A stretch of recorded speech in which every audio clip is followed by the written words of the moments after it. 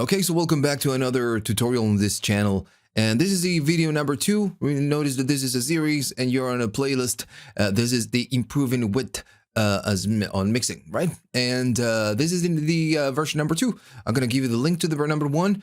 So on this one and the next one, this video and the next one, we're going to cover more specific, kind of techniques to create width, to create a little bit of width. Okay, so let's just begin. First, I'm going to show you how it sounds without, and then I'm going to show you how it sounds with.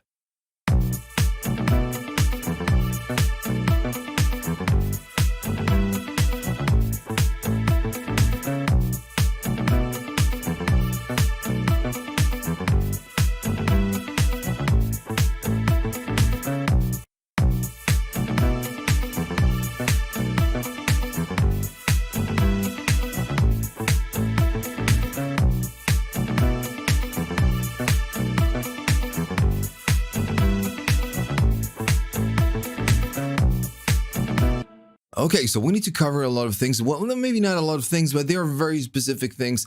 And I need to do some kind of explaining. So first, of course, you're going to start the kick with the snare. And right here, we get the kick. And the snare. Right? Very, very simple. So then, this was not on the original, so I added some claps. Notice they sound cool. So I did something special, and actually not special, it's a very common technique. So the clap, of course, we could add just one clap and that would work, right?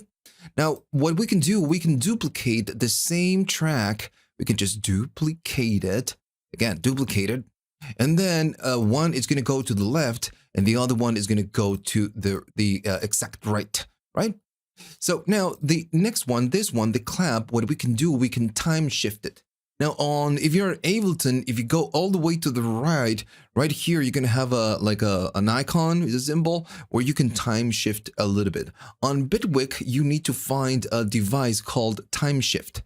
So what you can do, you can say, or you can tell this clap or this track to play ahead or just to play behind. And right now, what it's doing is playing 49 milliseconds. So I'm going to go and just play the clap, okay? I'm going to go there and play the clap. Now, these sound pretty good together, right?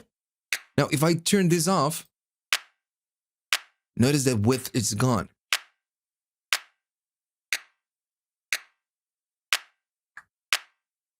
So basically what we are doing, again, we are just offsetting one of the sides so we can give that impression that, of course, there are two things going on, one in the left and one in the right. And if since they are different, of course, the sound changes. So you can grab whatever it is that you want, whatever track, and you can, just duplicate it and time shift it a little bit. Now, with the claps, it works fantastic. Now, if you go too much, you're going to start to get that, from left to right kind of a sound, which sometimes works with some material, but then this one is just not going to work. So I'm just going to do, just going to go to what I had before. All right. Another thing that we can do, and again, it's just a part of a different technique. Now, the claps will sound fine alone. But let me just go and play all of this, maybe with the hi-hat so we can have a little bit more. They sound cool, right? Just with the time shift. Without, they sound center. Cool. Another thing that you can do is you can offset the other sound just a little bit more. So the duplicated is just going to stay in place. Now the other one, or you can actually, to do it to this one, doesn't matter. The other one has something different. And what I'm doing, I'm sending to a bus right here called Verb.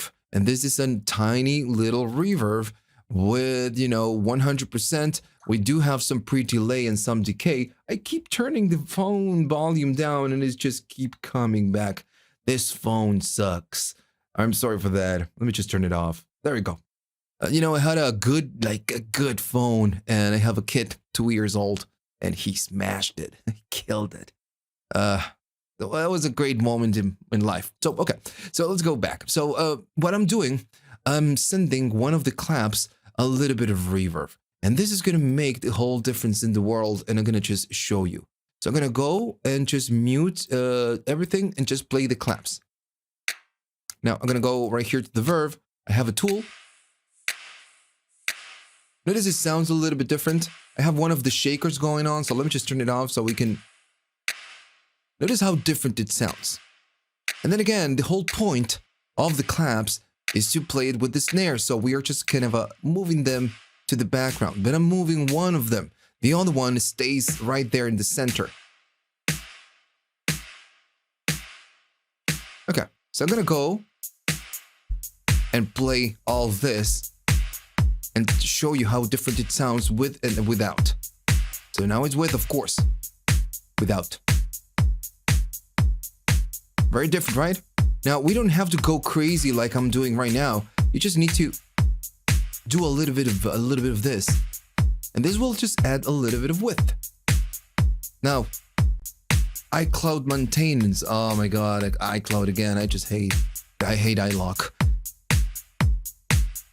So that's it. That's what's going on. You can duplicate, time shift one of the sounds, and on the other one you can of course send a little bit and add a little bit of reverb. So this still is playing the original sound, and then we can manage the amount of reverb or depth to that clap. We are not going a mix of 100% on the verb. We are not just hearing only reverb, right? And that's the main point of why I'm gonna tell you now. So I'm gonna go to the shakers. Now we have two shakers, one in the left and one in the right. Originally was one in center, in mono. But what I did, I made the same trick. I just duplicated the whole thing. I'm gonna go and play it. Now, of course, we are hearing the verb. Now, what I did, instead of time shifting, what I'm doing, I'm gonna send a little bit of reverb to that buzz we have right here at the bottom. Now, of course, the clap is kind of in the way right now, so we cannot hear really clearly. But I'm just gonna go there and show you how it sounds with the reverb. So again, you don't have to time shift. The whole idea is to offset the left from the right just a little bit, and a little bit of reverb, a little bit of send is just gonna do the trick. If I do without, it goes away.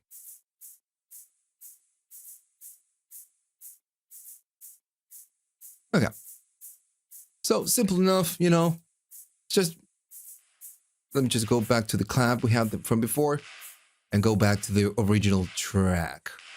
All right. Now, right. So right here we are kind of doing the same thing, but I just wanted to show you that you can do on the left just a little bit of reverb. Now I'm gonna go to the shakers, and on the shakers, we are doing pretty much the same thing. Now I'm making it mono right here, and I'm gonna show you that you don't have to use a send bus and just send a little bit, like doing a blend. You can go 100%. I'm gonna show you on the shaker. So I'm gonna go right there. I'm gonna go and do some playing on the shakers. So these are the shakers, and they are completely the same. Now, of course, the original material was stereo, so they still sound a little bit different. But at the end of the day, we are just sending one to the left and the other one completely to the right. Now, the idea, again, is the same idea with the reverb. Same thing with the reverb. We can go with the reverb and do a 100% of the reverb. So I'm going to go right here. Notice this is 100%. I'm doing a short room, and the time it's going to be 0 or a very short one. Because if you, since you're doing 100%, if you start doing more pre-delay, it's like what we are doing on the clap. You're time shifting. So now the shaker number 2 is just going to start playing way behind, like 200 milliseconds after the original one, which is this one. So in this case, what we want to do is just we want to change the sound that we have on this one, on the right. Now, let me just go up in volume right now. Notice how it sounds. It's completely reverberized, if that is a word.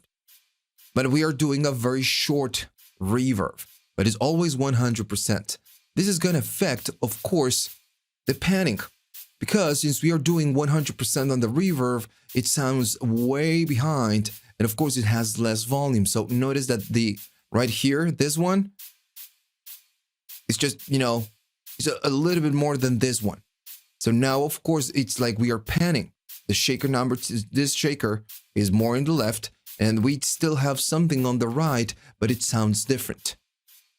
And the whole trick of all of this is that, of course, this improves the width. So if I go to the shaker number 2, and notice we are doing the same volume, it sounds like mono, right? So with this one, we are just doing a little bit, like panning a little bit to the left, but we still keep something in the right, and this will improve the width. Because this second thing, the one in the right, sounds a little bit different. Right, so again, you can go and send it as a bus, you can time shift, or you can add the reverb, do it 100% on the track with a very short room. And again, notice I'm using a room, I'm not using a hall. And everything is very small and the time is 0. Now you can do a little bit of pre-delay, but remember, it's going to be like doing a time shift. Okay, so let's go to the next one. I'm going to go to the guitar. And, all of this video, it's kind of based around this technique. And this one is I'm going to show you a different thing, but I'm going to show you the guitar, how it sounds. So this is the guitar, and I'm going to go and play this one alone. It's a pretty good guitar. So notice I'm not doing reverb. It already has reverb, because this is just from a construction kit, so the clip has reverb. Of course, removing the reverb from a clip is just very tricky, but what I wanted to show you is that, again, you can, instead of going with a short room, you can go with a long room. So I'm gonna go, and this one, I'm gonna do it a little bit to the left. And it still has a little bit of reverb, so it doesn't matter. Now the other one, it's just gonna be way behind, and it's a long reverb. It's a dark blade, it's just has a dark sound. You can go with a different sound if you wish. Maybe a bright blade. But the main point is now that we have a longer decay time. I'm gonna just lower, go up in volume just to prove my point.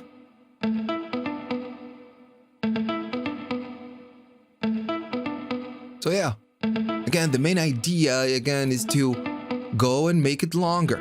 Now, of course, this one needs to be lower in volume, because if not, it's just going to stay in the way. The only thing we are doing right here is just panning this main guitar to the right a little bit, and we add a little bit of sound on the left. So if you think about this would be like, going to a concert. You have the guitar player right there with the big ass amp, and everything is going to be there. So get the guitar player, the guitar sound, if there's no PAs, they come, the sound of the amp comes from the right. Now, of course, if you're on a kind of a, maybe a hall or just a very big room and watching this band, the main sound is going to come from your right, like this, right? Let's just assume the guitar player is there. The amp is there. So, of course, when the guitar plays, the sound is going to bounce all over to the right. But when you hear the right side, it's going to be the reverb side.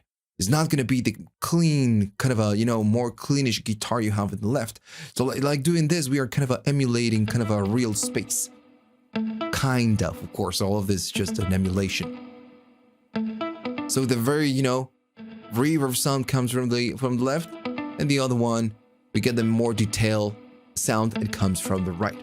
Now, again, this needs to be lower in volume and needs to be 100%, but you can go and make it longer.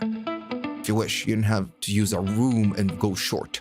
But when you go up in volume, just too much, right? Just gonna stay in the way. We need to keep it in the back, just like a real scenario. And in context,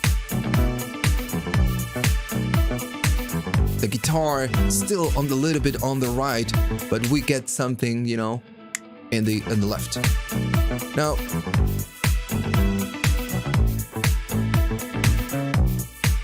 so all the techniques I'm showing, of course, they need a little bit more work. This one, if we listen to this one, we have a lot of lows.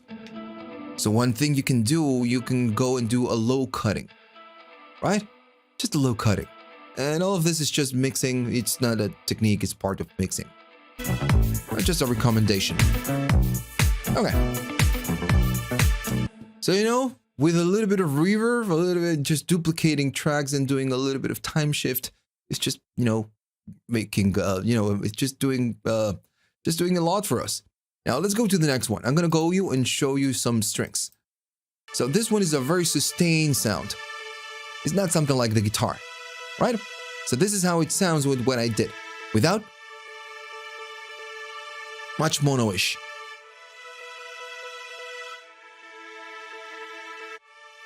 Okay. So the main trick right here is that we need to split the left and the right. So we can, go, and it can actually do the same thing we did right here. Duplicate the track.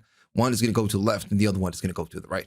But in this one, we have this nice, device on Bitwig where you can just take the left and take the right and use plugins on the left and plugins on the right.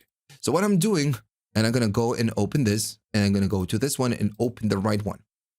So what we are doing is a little bit of EQ'ing. The main the principle is that we need, if you offset the left from the right, we get more stereo. So you can do it with an EQ, just a simple EQ. I'm going right here. Let me just play it.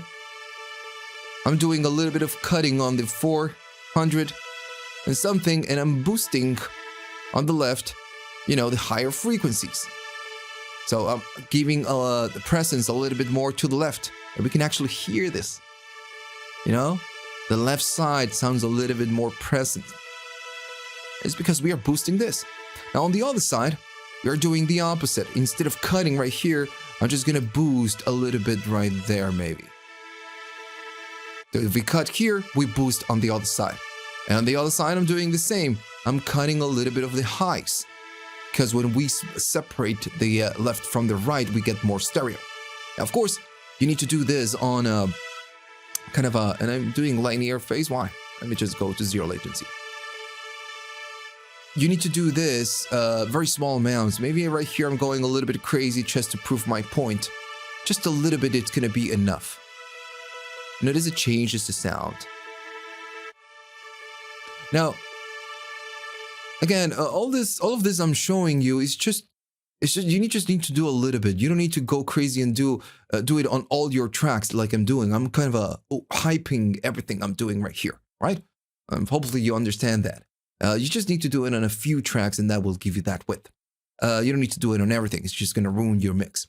Now, right now I'm using a kind of an EQ, a very versatile EQ, but you don't have to use a versatile EQ. You can use a different thing. So I'm going to go right here to this one and open it, and I'm doing the same thing. But on this one, I'm using an SSL, which is a vintage console. I want to say vintage, but it's just a legendary console. And with vintage gear or just gear where the plugin is emulating something, it will give you some harmonic content. It will give you that saturation, that main characteristic of this console. And it's like doing the same thing we did with the FOB filter, but this one will have a different character. Let me just go there. So without and with. And I'm doing the same thing. If on the left, I'm boosting, on the right, I'm cutting. If I'm cutting, I'm boosting. And if I'm cutting, I'm boosting. And if I'm boosting, I'm cutting. Right? Very, very simple. Everyone can understand this. Now, of course, you can just try different things. Maybe you can just, do something there different right there and boost the highs. But you're going to start, losing that. But, it's, again, completely up to you. Now, if you will listen to tracks, you go to Spotify and start listening to tracks, if you listen to an instrument, for example, a guitar, mostly with guitars, that happens with guitars. And if you really listen close with headphones, you're going to notice that you have one sound playing in the left and the same sound playing in the right. But the right one, or maybe the left one, sounds a little bit different. So you start thinking that is a different recording or is it different, different take.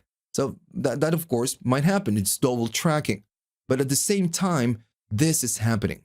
The engineer is just offsetting a little bit, the one in the left or the left. Oh, I'm sorry, the one on the right or the one on the left, just offsetting it a little bit. So you think that they are just two different parts that are playing, something else. And it gives you that, kind of a wide sound. And again, if you go and you listen to rock tracks mostly, you're going to listen this the whole time.